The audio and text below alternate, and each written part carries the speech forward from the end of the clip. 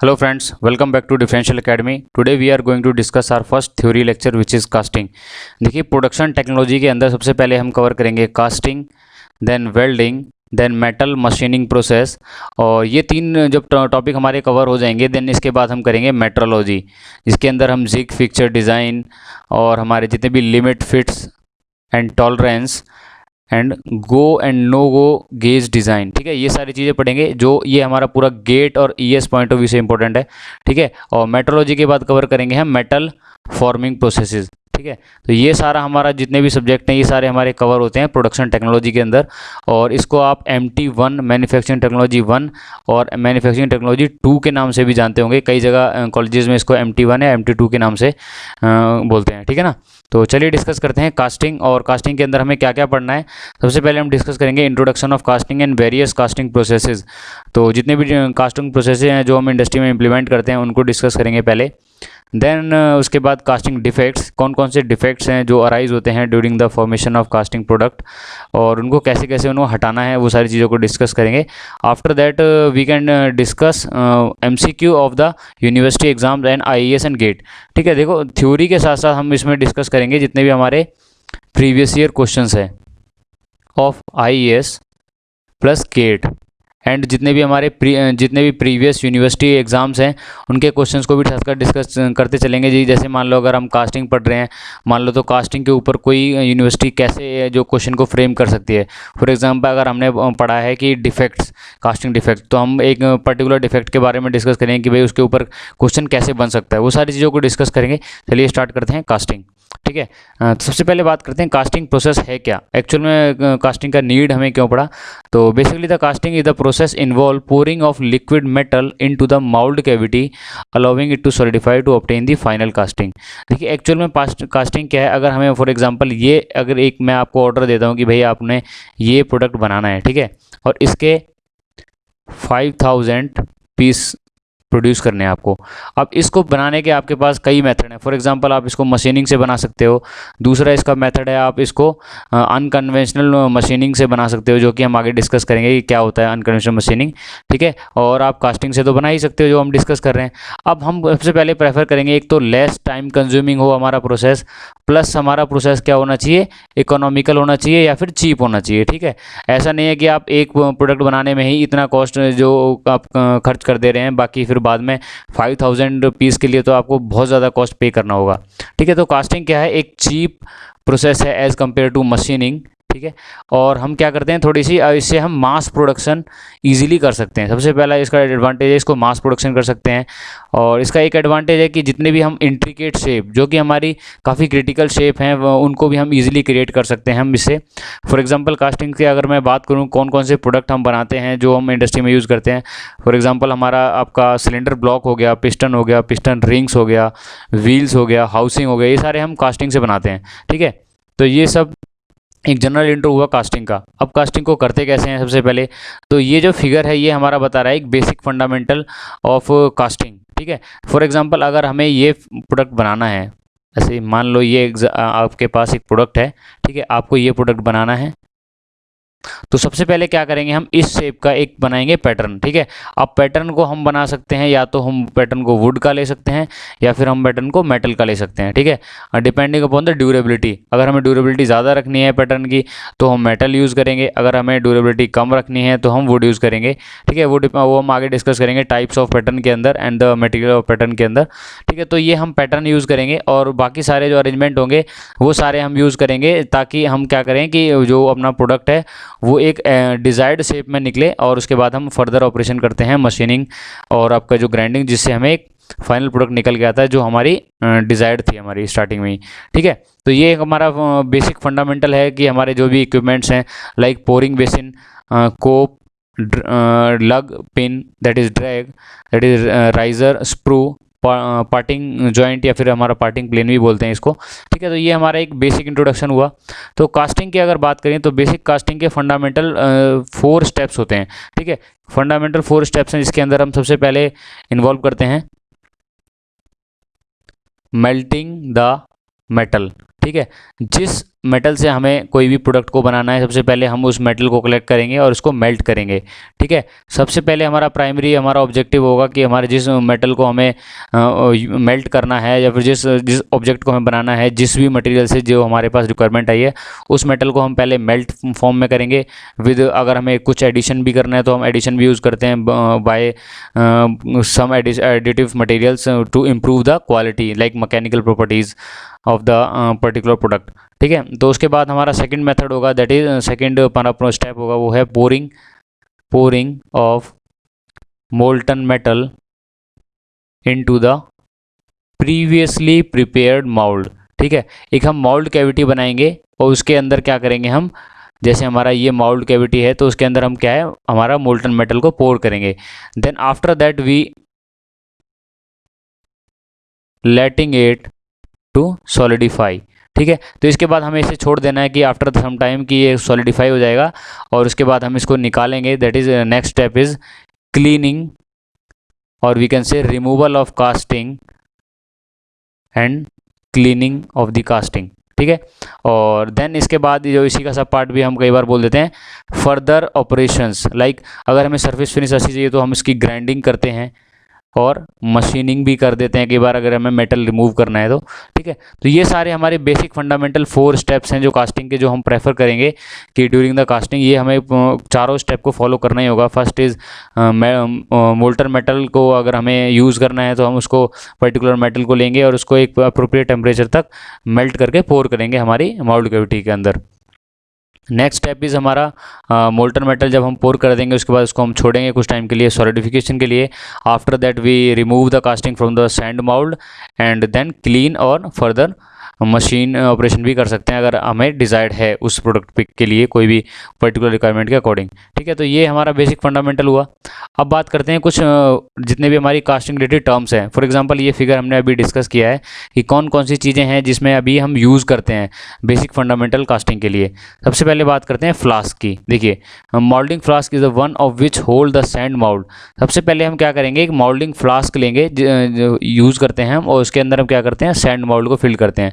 ये फिगर हमारा ये दिखा रहा है मोल्डिंग फ्लास्क, ये हमारा क्या है, सैंड है। सैंड जो मिक्सचर होता है हमारा 3 चीज़ों का, जिसके अंदर होती हैं सिलिका, क्ले प्लस वाटर। ठीक है, और कुछ एडिटिव्स भी होते हैं, उनको हम डिस्कस करेंगे आगे। ठीक है, मोल्डिंग सैंड क्या है, एक मोल्डिंग फ्लास्क है जिसके ऊपर हम मोल्डिंग जो हमारी जो वो हमारी जो कैविटी बनाते हैं तो उसको लिए हम यूज़ करते हैं मोल्डिंग फ्लास्क। ठीक है, अब मोल्डिंग फ्लास्क का ही ये पार्ट है दोनों, that is cope, that is drag. ठीक है, तो अपर जो मोल्डिंग फ्लास्क है उसको पार्ट को बोलते हैं कोप, और जो लोअर मोल्डिंग फ्लास्क है उसके लोअर पार्ट को बोलते हैं ड्रैग। ठीक है, तो ये हमारा ड्रैग कहलाएगा और अपर पार्ट को हम कोप बोलेंगे। ठीक है, चीक, अब ये थोड़ा इंपॉर्टेंट टर्म है चीक। देखिए, अब चीक के लिए मैं एक थोड़ा सा एक न्यू स्लाइड ऐड करके आपको थोड़ा सा क्लियर करता हूँ। 1 सेकेंड।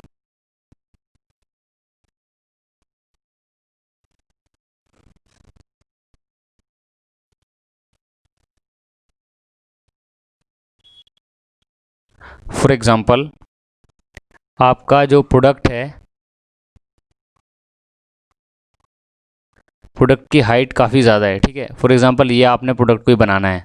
ठीक है, अगर आपका प्रोडक्ट की हाइट ज़्यादा है तो आप क्या करते हो, कोप, ड्रैग, ये हमारा लोअर मोल्डिंग फ्लास्क है, और सेकंड और आपका जो इंटरमीडिएट पार्ट होगा वो होगा चीक, वो भी यूज़ करेंगे। ठीक है, बट चीक के लिए कंडीशन है, जितने भी हमारी जब हमारी हाइट ऑफ द ऑब्जेक्ट ज़्यादा होगी। ठीक है, हाइट ऑफ द ऑब्जेक्ट जब ज़्यादा होगी तो हम चीक यूज़ करेंगे, या हमारा जो ऑब्जेक्ट होगा वो मल्टी पीस होगा या कोई 3 पीस पार्ट होगा। ठीक है, अगर कोई 3 पीस पार्ट है या काफ़ी हाइट ज़्यादा है किसी प्रोडक्ट की तो हम क्या करते हैं, कोप, चीक और ड्रैग यूज़ करते हैं। अदरवाइज़ हम कोप और ड्रैग यूज़ करते हैं किसी भी मोल्डिंग फ्लास्क के अंदर। ठीक है, तो ये हमारा एक बेसिक फंडामेंटल डिफरेंस हुआ कि कब हमें वो यूज़ करना है, कब हमें normally cope and drag use करना है। ठीक है, तो cheek is the intermediate moulding flask used in 3 piece moulding, और आप इसमें मेंशन कर सकते हो height of the object is too large, ठीक है। जब ज़्यादा लार्ज का होगा तो हमारे चीक को यूज़ करना होगा हमें कोप और ड्रैग के साथ में, ठीक है ना। Next is pattern. Pattern is actual replica image of the final object. अब जैसे जैसे मैंने बताया भी डिस्कस किया, मान लो हमें ये प्रोडक्ट चाहिए तो हमारी क्या है, एक्चुअल जो प्रोडक्ट होगा वो कुछ कुछ हमें इसी तरीके का होगा और उसका ही हम रेप्लिका इमेज बनाते हैं, जिसे बोलते हैं पैटर्न, ठीक है। अभी हमारा मेटल का भी हो सकता है, वुड का भी हो सकता है और अदर वैक्स वगैरह का भी हो सकता है, जब हम दूसरी कास्टिंग के बारे में बात करें लाइक इन्वेस्टमेंट कास्टिंग, ठीक है। अब पैटर्न के साथ साथ हम कुछ इसको थोड़ी सी मॉडिफिकेशंस भी देते हैं जो कि होती हैं कुछ पैटर्न अलाउंस, जो हम डिस्कस करेंगे पैटर्न अलाउंस के लेक्चर के अंदर, ठीक है। तो इसीलिए इसमें बोला गया है सम मॉडिफिकेशन जो कि हमारी जो पैटर्न अलाउंसेस के अंदर डिस्कस की जाएंगी। Parting line, this is the dividing line between the two moulding flask. ये कोप और ड्रैग, इनके बीच में जो लाइन होगी जो इसको डिवाइड करेगी, दोनों को डिस्टिंग्विश करेगी, that is called parting line या पार्टिंग प्लेन, ठीक है। बॉटम बोर्ड, बॉटम बोर्ड क्या होगा, एक बेस का काम करेगा हमारे मोल्डिंग फ्लास्क के अंदर। देखिए ये प्रैक्टिकल फिगर है, ये शो कर रहा है, ये हमारा हमारा एक तरीके से कोप है, ठीक है। और ये हमारा अदर पार्ट है और इसमें हम सैंड फिल किया हुआ है और इसने ये प्रॉपर कैविटी के अंदर ही क्या कर रहा है, ये लेडल से हमारा मोल्टन मेटल को फिल कर रहा है। तो ये एक रफ आइडिया हो गया हमारा कास्टिंग का कि कैसे एक्चुअल में कास्टिंग को परफॉर्म किया जाता है, ठीक है। नेक्स्ट अगर हम बात करें that is moulding sand. Moulding sand एक सबसे ज़्यादा इंपॉर्टेंट पार्ट है मोल्डिंग आपके क्रिएशन के अंदर, ठीक है। मोल्डिंग सैंड होता क्या है, the freshly prepare refractive material use for making the mould cavity. देखिए मोल्ड कैविटी बनाने के लिए हम तीन चीज़ का यूज़ करते हैं, वो है हमारी सिलिका,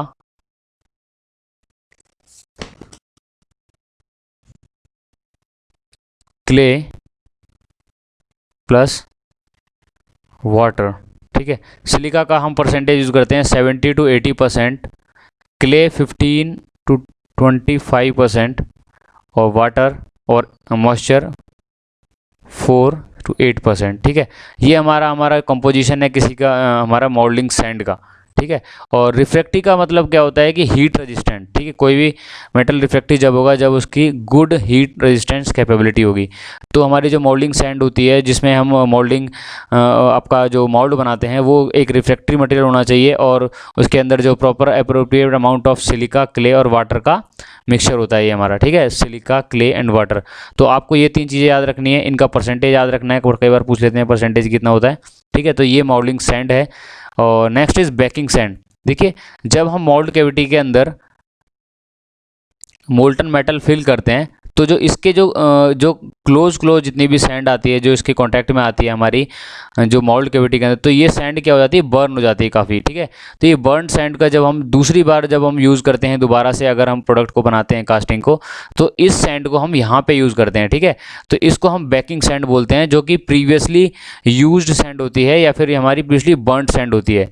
तो इसका बेनिफिट फर्स्ट ये है कि अगर हम जब हम इतने इतने पोर्शन पर हम बेकिंग सैंड यूज़ करेंगे तो हमारा जो कॉस्ट ऑफ द हमारी कास्टिंग है वो हल्की सी रिड्यूस हो जाएगी। और इस वाले पोर्शन के ऊपर हम यूज़ करेंगे फ्रेशली प्रिपेयर्ड। यहाँ पर हम फ्रेशली प्रिपेयर्ड सैंड यूज़ करेंगे और ये बॉटम साइड और ऊपर जो बैक साइड पर हम यूज़ करेंगे बेकिंग सैंड। इसीलिए इसका नाम बेकिंग सैंड बनता है, जो कि हम this is the made up of use sand और बर्न सैंड, ठीक है। फॉर एग्जाम्पल अगर हमें ये कोई मोल्डिंग फ्लास्क है, ठीक है, ये हमारा एक मोल्ड कैविटी है, तो इतने पोर्शन पर हम बेकिंग सैंड का यूज़ करेंगे, लोअर पोर्शन पर, अपर और लोअर बैक पोर्शन पर। बाकी यहाँ और यहाँ पे हम फ्रेशली प्रिपेयर्ड सैंड करेंगे, ताकि एक तो हमारा कॉस्ट भी कम होगा प्लस हमारा जो भी बर्न सैंड है हम उसको यूज़ भी कर पाएंगे, हमारी वो वेस्ट नहीं जाएगी, ठीक है। तो ये हमारा बेकिंग सैंड होगा। Next is core. कोर एक इंपॉर्टेंट टर्म है होलो कास्टिंग प्रोड्यूस करने के लिए।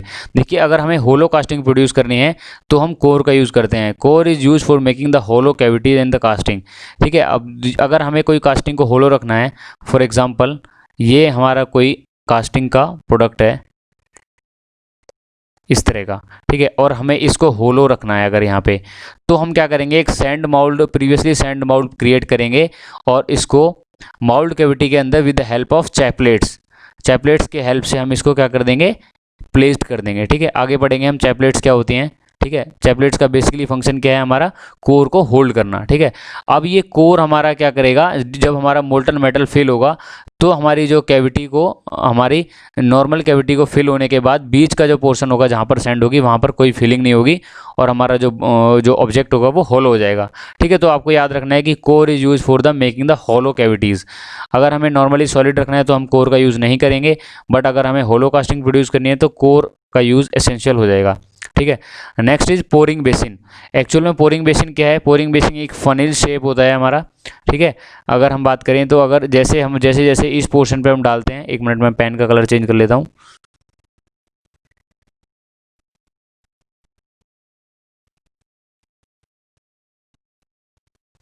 देखिए ये जो पोर्शन है ये हमारा पोरिंग बेसिन है। अब पोरिंग बेसिन में जब जैसे ही हम लेडल से हम कोई भी अगर मोल्टन मेटल को फिल करते हैं इसके अंदर, तो जैसे जैसे हम मोल्टन मेटल फिल करते जाएंगे तो मोल्टन मेटल की वेलोसिटी काफ़ी ज़्यादा होती है, ठीक है। फॉर एग्जांपल जब हम लेडल से कोई भी, ये इसको हम लेडल बोलेंगे, जिससे मोल्टन मेटल को जब हम फिल करेंगे तो due to the kinetic energy, तो मोल्टन मेटल के पास इतना एनर्जी होगा, जैसे ही मोल्टन मेटल फिल करेंगे हम आपके माउल्ट कैविटी के अंदर, तो जो हमारी जो सैंड है वो मोल्टन मेटल क्या करेगा, सैंड को इरोड कर देगा, हल्का सा उसको उखाड़ देगा। तो इस चीज़ से बचने के लिए हम क्या करते हैं, पोरिंग बेसिन हम बनाते हैं टॉप पे, ठीक है। और पोरिंग बेसिन एक फनिल शेप्ड होती है जो कि कैविटी होती है, जो क्या करती है, हमारी एक काइनेटिक एनर्जी या फिर energy possess by the molten metal during the filling of casting, ठीक है, उस चीज़ को एब्जॉर्ब करता है, ठीक है। तो इस चीज़ को याद रखना है, पोरिंग बेसिन हमारी क्या है, फनल शेप कैविटी है at the top of the mould into which molten metal is poured. तो सबसे पहले मोल्टन मेटल हमारा पोर किया जाता है वो है हमारा पोरिंग बेसिन के अंदर, जो कि एक फनल शेप होती है to absorb the kinetic energy from of the molten metal from ladle, ठीक है। Next is sprue. स्प्रू क्या है, अब स्प्रू अगर हम डिस्कस करें तो स्प्रू हमारा ये वाला पोर्शन स्प्रू होता है। देखिए अगर ये है हमारा स्प्रू, पोरिंग बेसिन से आने के बाद जो हमारी मोल्टन मेटल है वो स्प्रू से पास होता है। स्प्रू के अंदर हम थोड़ा सा डिटेल डिस्कस करते हैं। स्प्रू क्या है, एक आपकी टेपर,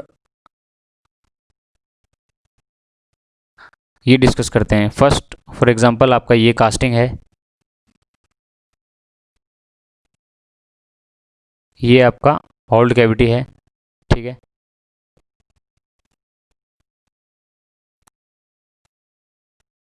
ये है आपकी पोरिंग बेसिन, ये आपने अभी डिस्कस किया, funnel shape that is pouring basin. इस पोर्शन को हम बोलते हैं स्प्रू, ठीक है।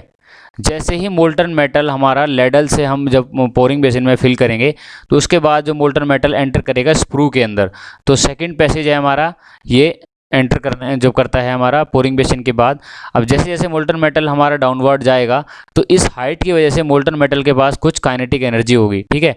तो हम इस चीज़ को ऐसे बनाते हैं, ऐसा डिज़ाइन करते हैं कि जैसे जैसे मोल्टन मेटल जाए और उसकी एक्सेस काइनेटिक एनर्जी की वजह से उसकी जो यहाँ पर जो मोल्डिंग सैंड होगी जो हमारी, वो इरोड ना हो पाए। तो इस चीज़ को लिए हम क्या करते हैं, स्प्रू को नॉर्मली हम क्या बनाते हैं, टेपर्ड शेप के बनाते हैं। जो हमारा लोअर पोर्शन पर जो एरिया होता है वो हमारा लेस होता है as compare to upper portion area, ठीक है।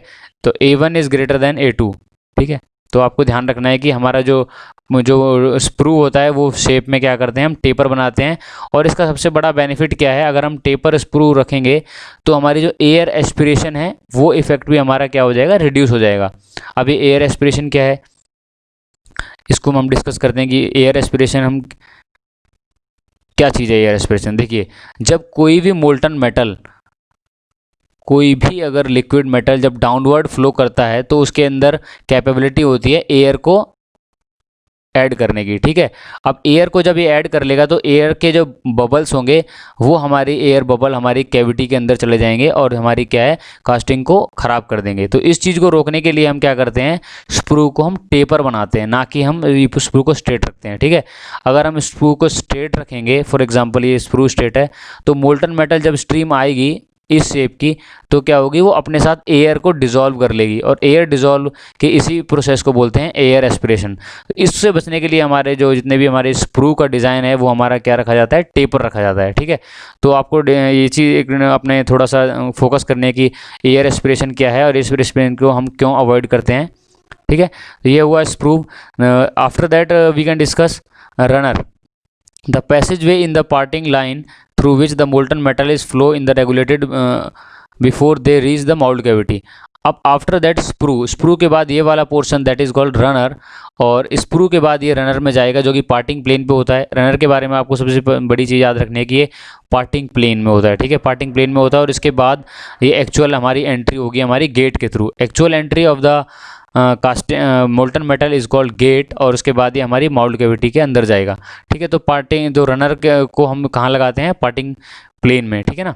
That is next is get, the actual entry point through which the molten metal enters the mould cavity. अब जैसे जैसे हमारे पावरिंग बेसिन से ये हमारा स्प्रू में पास हुआ, स्प्रू के बाद रनर के अंदर जाएगा, then after that this portion is called gate. ये है हमारा एक्चुअल एंट्री पॉइंट। जब मोल्टन मेटल हमारा रनर के बाद पास होगा तो जो एक्चुअल एंट्री पॉइंट होता है उसे हम गेट बोलते हैं, ठीक है, जहाँ से मोल्टन मेटल हमारा माउल्ट कैविटी के अंदर एंटर करता है, ठीक है। Next is chaplet. जैसा कि मैंने अभी डिस्कस किया, अगर हमें होलो कास्टिंग बनानी है तो होलो कास्टिंग के लिए हमें क्या करते हैं, चैपलेट का यूज़ करते हैं, ठीक है। फॉर एग्जांपल ये चैपलेट है और ये हमारा क्या है, कोर है। तो chaplet are the arrangement used to hold the core, ठीक है। Chaplet are the support core inside the mould cavity. अगर हमें कोर को होल्ड करना है किसी भी माउल्ट कैविटी के अंदर to produce the hollow casting, तो चैपलेट्स का यूज़ करना होगा। और जो चैपलेट का जो मटेरियल होगा वो वही मटेरियल होता है जो हमारा एक्चुअली मोल्टन मेटल का होता है, ठीक है। तो एक तरीके से वो हम कह सकते हैं कि chaplets are the integral part of molten metal, ठीक है। Next is chills. Chills are the metallic object which are placed in the mould to increase the cooling rate. अब देखिए, जब एक मेटल की जो मोल्टन मेटल की एक प्रॉपर्टी होती है, जब मोल्टन मेटल हम किसी भी चीज़ में फिल करते हैं, ठीक है, तो वो लेयर वाइज सॉलिडिफाई होता है। फॉर एग्जांपल अगर ये पोर्शन हमारा एक्सपोज्ड है जो एटमॉस्फेयर की तरफ, सबसे पहले हमारा ये कॉर्नर पे हमारी जो हीट रिलीज होगी, फिर उसके बाद ये पूरे पोर्शन ठंडा होता जाएगा और अंदर की तरफ ठंडा होता जाता है, ठीक है। तो ये इसका ये क्या होता है, इन्वर्ट्स होता है। तो आउटर लेयर हार्ड होती जाएगी और धीरे धीरे अंदर तक सॉलिडिफिकेशन होता जाएगा। तो एक पॉइंट आएगा जहाँ पर हमारे क्या है, अंदर हमारा जो मटेरियल वो सॉफ्ट रह जाता है। तो इस चीज़ को प्रिवेंट करने के लिए हम क्या करते हैं, चिल्स यूज़ करते हैं, ठीक है। तो chills are the metallic object, और इसका कुछ ऐसा फॉर्म होता है ये इस तरीके से। तो इसको हम प्लेस कर देते हैं इसके अंदर, और जैसे जैसे जब हम मोल्टन मेटल स्ट्रीम जब इसमें को टच करती है तो क्या करती है, ये पूरा पोर्शन हमारा क्या होता है, मेल्ट हो जाता है, और हीट फ्लो क्या होता है, आउटवर्ड्स होता है, ठीक है। ये हमारा जो हीट का जो फ्लो हो रहा है, जो हीट रिजेक्शन हो रही है हमारी इनवर्ड हो रही है कि एक तो अंदर से हमारी हीट रिजेक्ट नहीं होकर बाहर से हीट रिजेक्ट हो रही है, तो अंदर से हमारा जो मटेरियल है वो सॉफ्ट रह जाएगा। तो इसको प्रिवेंट करने के लिए हम चिल्स यूज़ करते हैं टू प्रमोट द सॉलिडिफिकेशन, ताकि अंदर हमारा क्या रहे, सॉफ्ट ना रहे, ठीक है। और next is riser. It is a reservoir of molten metal. अब देखिए, जब धीरे धीरे जैसे जैसे मोल्टन मेटल फिल होता जाता है तो ये राइजर में अपवर्ड मूव करेगा, ठीक है। और राइजर हमें तीन चीज़ें बताता है। पहले तो हमारी की कास्टिंग का कंप्लीटली फिलिंग हो चुकी है, प्लस राइजर क्या करता है, राइजर का जो सॉलिडिफिकेशन टाइम होता है ये थोड़ा ज़्यादा होता है एज़ कम्पेयर टू कास्टिंग। तो जैसे जैसे हमारी कास्टिंग सॉलिडिफाई होती है तो कास्टिंग क्या करती है, श्रिंक करती है, ठीक है। जितने भी मेटल्स होते हैं सॉलिडिफिकेशन के बाद क्या करते हैं, श्रिंक करते हैं। फॉर एग्जांपल एल्युमिनियम की बात करते हैं। अगर हमारा एल्युमिनियम का वॉल्यूम हमारा 40 सेंटीमीटर क्यूब है तो सॉलिडिफिकेशन के बाद मान लो 38 हो जाता है, तो फिर इस 2 mm की क्यूब की जितनी भी हमारी जो स्पेस बच गया है तो उसकी बैक फिलिंग कौन कराएगा, राइजर कराएगा, ठीक है। तो राइजर को हम इस तरीके से डिज़ाइन करते हैं कि एक तो राइजर का जो कूलिंग टाइम है वो थोड़ा ज़्यादा हो, मतलब ये लेट ठंडा हो हमारा कास्टिंग से, ताकि जो बैक मोल्टन मेटल फ्लो कर सके, ठीक है। फर्स्ट इसका फंक्शन ये है। दूसरा काम क्या करता है, जब हमारी मोल्टन मेटल अगर पूरा फिल हो चुका है तो हमारी क्या करता है, ऊपर ये फिलिंग बताता है कि आउटवर्ड्स हमारी जो मोल्टन कैविटी है वो पूरी फिल हो चुकी है, ठीक है। तो casting so that the hot molten metal can back flow, ठीक है। एक तो ये बैक फ्लो करवाएगा मोल्टन कैविटी के अंदर, और क्या कर देगा, reduction in volume during the reduction. और जब रिडक्शन होगा हमारा उसके लिए तो ये हमें इंडिकेट कर देगा कि भाई हाँ ठीक है, बैक फ्लो की रिडक्शन हो चुकी है, तो ये मेटल का बैक फ्लो चला जाता है धीरे धीरे, और हमारी जो कास्टिंग है वो पूरी तरीके से फिल हो जाती है, ठीक है। ये है हमारा राइजर, एक इंपॉर्टेंट ये हमारा फंक्शन है इसका, और इसके क्वेश्चंस भी डिस्कस करेंगे हम। काफ़ी ज़्यादा न्यूमेरिकल इस पर पूछे जाते हैं राइजर डिज़ाइन के ऊपर, ठीक है। अब बात करते हैं थोड़ी से मल्टीपल चॉइस क्वेश्चन जो भी हमने डिस्कस किया है इसके ऊपर। The main purpose of chaplets. अब देखिए, अभी हमने डिस्कस किया कि अगर हमें कोई भी होलो कास्टिंग प्रोड्यूस करनी है तो होलो कास्टिंग के लिए हम क्या यूज़ करते हैं, चैपलेट्स को यूज़ करते हैं, ठीक है। अब ये हमारा मान लो कोर है, तो ये हमारी क्या है, चैपलेट है, चैपलेट यूज़ करते हैं हमारी सपोर्ट करने के लिए कोर को।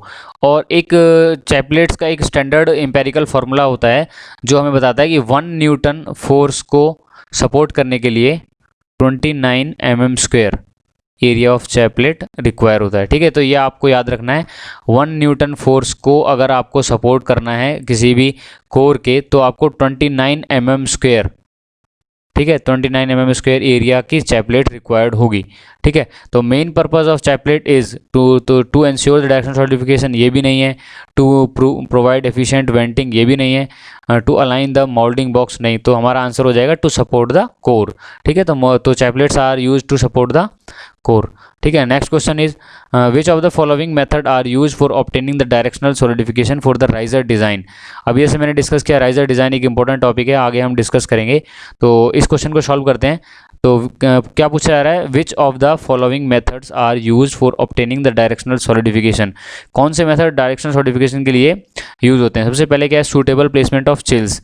जैसा कि मैंने बताया कि chills are used for the directional solidification. जो हमारे अभी हमने डिस्कस कर रहे थे कि इंटरनल पे जो हमारा जो कैविटी है वो क्या होती है, सॉफ्ट रह जाती है और आउटवर्ड पे हार्ड हो जाता है। तो इस चीज़ को रिमूव करने के लिए हम क्या है, चिल्स को यूज़ करते हैं, जो इस शेप में होगी। और जैसे जैसे मोल्टन मेटल फ्लो होगा तो ये मेल्ट होगा और हीट को फ्लो क्या होगा, आउटवर्ड्स होगा।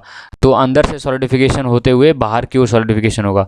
तो ये हमारा फर्स्ट सही है। Suitable placement of chaplets, chaplets नहीं है जैसा कि अभी डिस्कस किया। चैपलेट्स क्या करती हैं, सपोर्टिंग द कोर। ठीक है, तो ये क्रॉस है। तो एम्प्लॉइंग द पैडिंग। अब पैडिंग के बारे में डिस्कस करते हैं। देखिए, अगर हमारा कोई, हमें ये प्रोडक्ट बनाना है, फॉर एग्जांपल अगर हमें ये प्रोडक्ट बनाना है, ठीक है। अब ये प्रोडक्ट को बनाने के लिए जब हम इसका पैटर्न बनाते हैं तो जितने भी क्रिटिकल सेक्शन है, फॉर एग्जांपल ये कॉर्नर है, यहाँ पर क्या होता है, ये कूलिंग रेट हमारा क्या रहता है, डिफरेंशियल रहता है। ठीक है, यहाँ पे हमारी प्रॉपर कूलिंग नहीं हो पाती क्योंकि कॉर्नर है, काफ़ी ज़्यादा डेंस्ड मेटल यहाँ रहेगा। तो इस चीज़ को हमें रिमूव करने के लिए हम क्या करते हैं, इसको बैक पैडिंग प्रोवाइड करते हैं, बैक एरिया इंक्रीज़ करते हैं।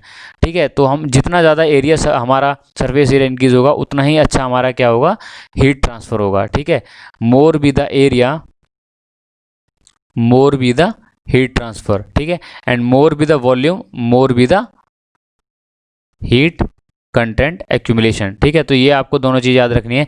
जितना सरफेस एरिया ज़्यादा एक्सपोज्ड होगा उतना ही हमारा हीट ट्रांसफर बेटर होगा। तो सरफेस एरिया इंप्रूव करने के लिए हम क्या करते हैं, इनको बैक में हम पैडिंग प्रोवाइड करते हैं ताकि हम क्या करें, इनकी एक डायरेक्शनल सॉलिडिफिकेशन कर सकें। और जैसे ही जैसे हम बाद में हम इसको निकालते हैं और उसके बाद हम मशीनिंग करके अपना डिजायर्ड प्रोडक्ट निकाल लेते हैं और पैडिंग को हम क्या करते हैं, मशीनिंग से अलग कर देते हैं। ठीक है, तो फॉर एग्जाम्पल तो हमारा ये हो जाएगा क्वेश्चन नंबर, ये option 1 and 3, that is option answer हो जाएगा हमारा B, suitable placement of chills and employing the padding. These are two methods to promote the directional solidification. ठीक है, नेक्स्ट क्वेश्चन डिस्कस करते हैं। देखिए, सारे question engineering services, SSC, JE, ये Himachal Pradesh public service commission, तो ये सारे हमारी स्टेट की पीएससी और इंजीनियरिंग सर्विसेज के क्वेश्चन है। तो सारा जो क्वालिटी ऑफ क्वेश्चन बहुत अच्छा है। आप इन चीज़ों को साथ साथ डिस्कस करोगे तो प्रॉब्लम नहीं आएगी आपको कॉन्सेप्ट को रिवाइज करने में। ठीक है, तो next question is which one of the following is the correct statement. Gate is provided in the mould to. अब गेट का क्या फंक्शन है, जैसा अभी हमने डिस्कस किया, feed the casting at constant rate, give passage to the gases, compensate for shrinkage, avoid cavities. देखिए, give passage to gases, gases के लिए अभी हम ये यूज़ नहीं करते क्योंकि गैसेज के लिए हम क्या करते हैं, वेंट्स होल बनाते हैं हम कैविटी के अंदर। ठीक है, जब हम मोल्ड बना लेते हैं तो उसके बाद हम क्या करते हैं, इसमें वेंट होल क्रिएट करते हैं with the help of went wire, ताकि जैसे जैसे हम मोल्टन मेटल फिल करेंगे तो हमारी जो जितने भी वेंट होल के थ्रू हमारी क्या होगी, गैस होंगी, वो क्या होंगी, आउटवर्ड्स हमारी निकलेंगी और हमारा जो मोल्टन मेटल क्या हो जाएगा, सॉलिडिफाई हो जाएगा। Next is compensate of shrinkage. देखिए, श्रिंकेज कंपनसेट के लिए गेट का कोई रोल नहीं है। अवॉइडिंग कैविटीज़, नहीं, ये भी नहीं हो सकता क्योंकि कैविटी अवॉइड के लिए हम अभी कोई प्रिवेंटिव अरेंजमेंट नहीं है गेट। तो इसका आंसर हो जाएगा हमारा feeding the casting at constant rate. तो आंसर हमारा A is the right answer. ठीक है, question number 4, match the item in the column 1 and column 2, metallic chills, metallic chaplets, riser and exothermic padding. अब इनको हमें मैच करना है इनके सपोर्टिव कॉलम 2 से। ठीक है, देखिए, मेटल चिल्स अभी हमने डिस्कस किया कि chills are use to promote the directional solidification. For example, तो इसमें आ जाएगा हमारा क्या है, chills are used to produce directional solidification. Metallic chaplets किस लिए यूज़ करते हैं हम, सपोर्टिंग ऑफ द कोर। तो क्यू के अंदर क्या है, support of the core, Q का आ जाएगा हमारा 2, दैट इज क्यू इज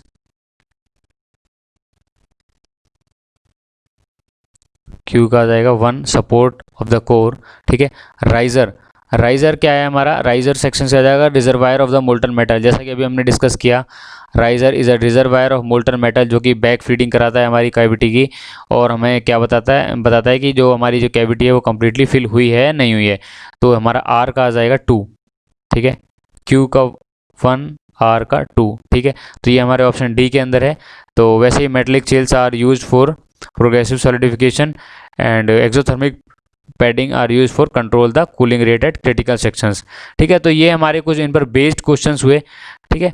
तो इसके बाद हम डिस्कस करेंगे कास्टिंग क्लासिफिकेशन। देखिए कास्टिंग को क्लासीफाई किया है ऑन द बेसिस ऑफ माउल्ड्स, ठीक है। एक्सपेंडेबल माउल्ड, एक्सपेंडेबल माउल्ड का मीनिंग क्या है, हमारे टेम्परेरी माउल्ड जो जिनके हम बाद में ब्रेक करते हैं। फॉर एग्जांपल अगर हम सैंड माउल्ड यूज़ कर रहे हैं तो हम बाद में उसको ब्रेक कर देते हैं, ठीक है।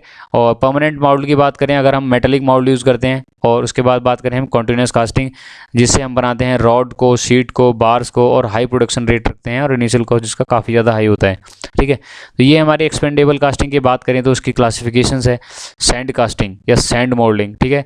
उसके बाद shell moulding, investment casting, full moulding and carbon dioxide moulding. तो इन सब चीज़ों को हम नेक्स्ट लेक्चर में डिस्कस करेंगे, टाइप्स ऑफ मोल्डिंग को, ठीक है। और परमानेंट मोल्डिंग की अगर बात करें तो हमारी सेंट्रीफ्यूगल कास्टिंग होती है, जिससे हम आपके पाइप्स वगैरह मैन्युफैक्चर करते हैं। डाई कास्टिंग, इसके अंदर हम पढ़ेंगे high pressure die casting, low pressure die casting, HPDC भी बोलते हैं, LPDC भी बोलते हैं। ये स्लश कास्टिंग, ठीक है, और स्क्वीज कास्टिंग, ये हमारे जो क्लासिफिकेशन है। और कंटिन्यूस कास्टिंग के अंदर हम डिस्कस करेंगे रॉड, शीट, और इसमें हमारे क्या है जो कास्टिंग प्रोसेस कंटिन्यू चलती रहती है। और हमारी लॉन्ग जो हमारे जो लेंथ जो हमारे ऑब्जेक्ट्स हैं लाइक रॉड्स हैं, शीट्स हैं, बार्स हैं, जो जनरली रॉ मटेरियल और ब्लूम बिलेट टाइप मटेरियल ही हम यूज़ करते हैं मैन्युफैक्चर करने के लिए इस प्रोसेस को, ठीक है। तो ये हमारा एक बेसिक इंट्रोडक्शन हुआ कास्टिंग का, टाइप्स ऑफ कास्टिंग का, और हमारा जितने भी कास्टिंग के बेसिक टर्मिनोलॉजी हैं। और नेक्स्ट वीडियो में हम डिस्कस करेंगे various pattern allowance, riser design, getting system and getting system numericals, ठीक है। ये हमारे टॉपिक नेक्स्ट वीडियो में कवर करेंगे कास्टिंग के सेकंड सेशन में। और साथ साथ देखिए अब इसके हम ES प्लस गेट के 30 क्वेश्चन का सीरीज़ भी हम अपलोड कर रहे हैं साथ के साथ, ठीक है। जो आपने क्या करना है, अटैम्प्ट करना है। ये 30 क्वेश्चन का सीरीज़ आपका पर डे आपको 30 क्वेश्चन करने को मिलेंगे, आपके मंथली 900 क्वेश्चन इजीली प्रिपेयर हो जाएंगे, ठीक है। तो आपको क्या करना है, पहले थ्योरी लेक्चर लेना है और उसके बाद आपको इंजीनियरिंग सर्विस और गेट के प्रीवियस ईयर की MCQ लगानी है, जिससे क्या रहेगा आपको एक तो थ्योरी भी कॉन्सेप्ट बिल्ड होगा प्लस न्यूमेरिकल कॉन्सेप्ट भी बिल्ड होगा। और धीरे धीरे आपने ये देखना है कि आपकी कहाँ कहाँ पे कमियाँ आ रही हैं। अगर आपको कोई भी डाउट लगता है तो आप डिस्क्रिप्शन में लिख सकते हैं, कमेंट्स में लिख सकते हैं, सॉरी। और बाकी आप अपने सजेशन लिखिए कि कोई सी आपको टॉपिक अभी आपने कवर करवाने हैं, मैं उन टॉपिक पर वीडियो जल्दी बनाऊंगा। ऐसी वीडियोज़ के लिए सब्सक्राइब कीजिए differential academy. Thank you very much, stay home, stay safe.